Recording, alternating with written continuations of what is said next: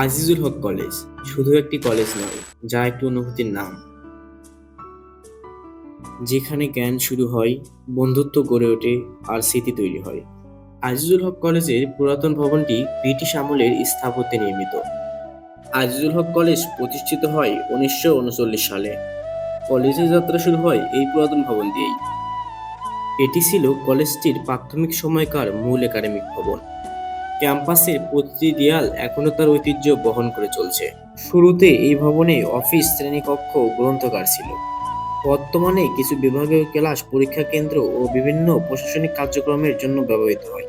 এই ভবনের সঙ্গে অনেক শিক্ষাবিদের স্মৃতি জড়িত। বহু বছর ধরে এটি বগুড়ার অন্যতম শিক্ষা এবং ঐতিহ্যের প্রতীক হয়ে দাঁড়িয়ে আছে।